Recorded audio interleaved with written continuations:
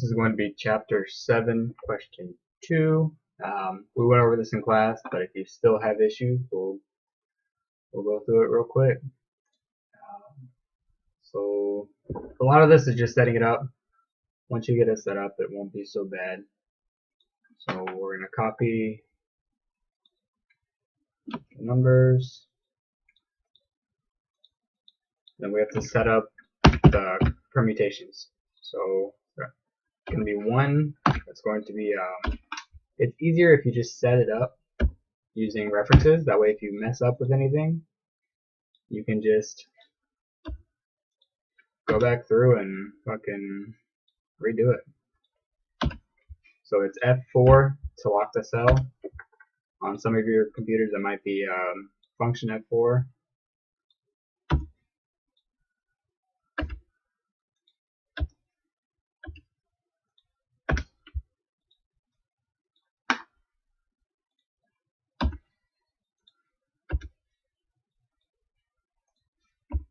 Forgot to lock that one.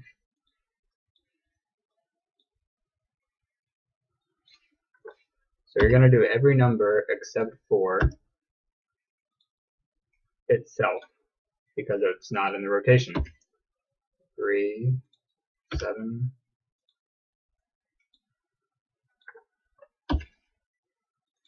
Damn it, not the cell.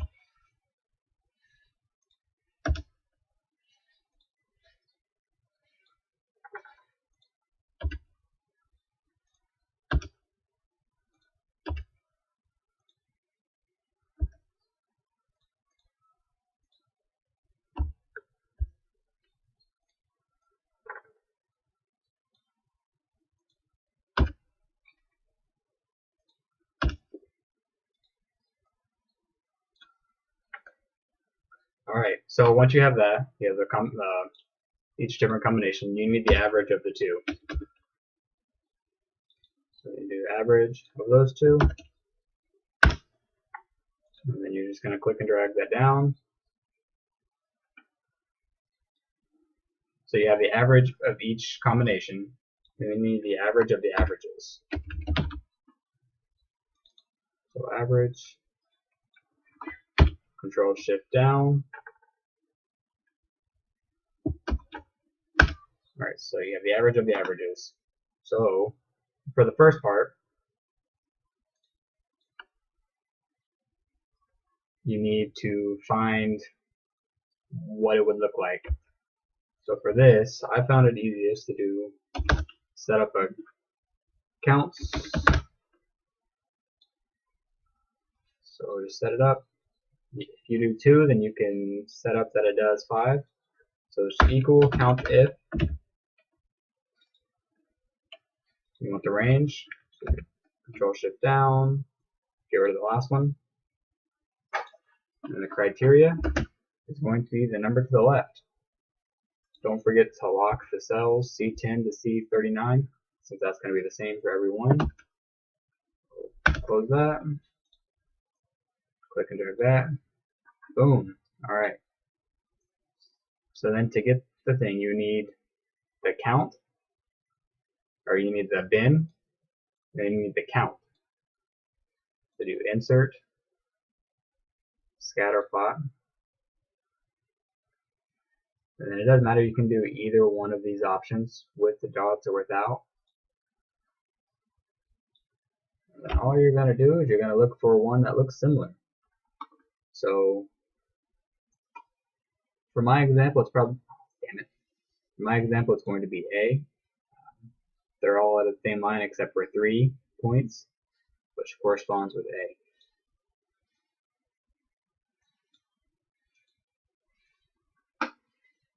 Alright, so B, the the mean of all the sample means. We just did that, so it's 5.67.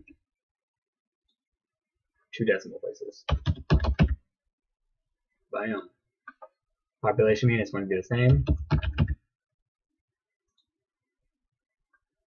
So for this one,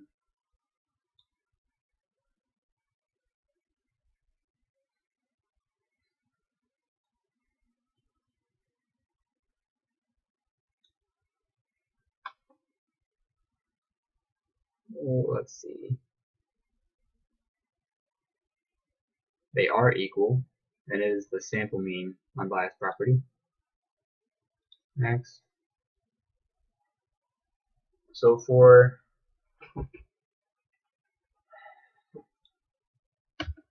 part B, you're going to look for something that looks similar to the first one, but it might be a little more dense. So D looks damn near identical, so we're going to try that one. That's not it. So we'll try C, because that's close. So the sample mean for this is going to be the exact same one, 5.67. The means are equal. So the distribution for n equals 3 without replacement has less variability. The sample means clustered closer to the population mean. So that should be it.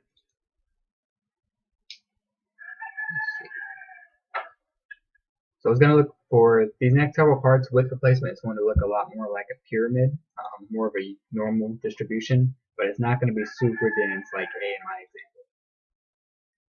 Okay. And then the next one is going to be similar. It's going to be even more pyramid shaped. It's going to be a little more dense. So we're going to try this one. Bam. The last part of the distribution for n equals 3 with replacement has less variability. Alright. So that is question 2 for chapter 7. If you set it up this way, you can just save the damn thing, and you won't have to do all that fucking stupid work again. So you turn around, damn it. So you could go and replace all the numbers and get the answer for a new one. So for the next set, 1, 2, 4, 5, 9, 10. 1, 2, 4, 5, 9, 10. Scroll down, automatically change your mean, automatically change your count for your bins. So all you'd have to do is reselect your area, insert, scatter plot. Oh shit. Insert, scatter plot. And you can see what it would look like again. Makes it a little bit easier. Hopefully he doesn't put something like this on the exam, but if you hadn't figured it out yet, hope this helps. Good luck.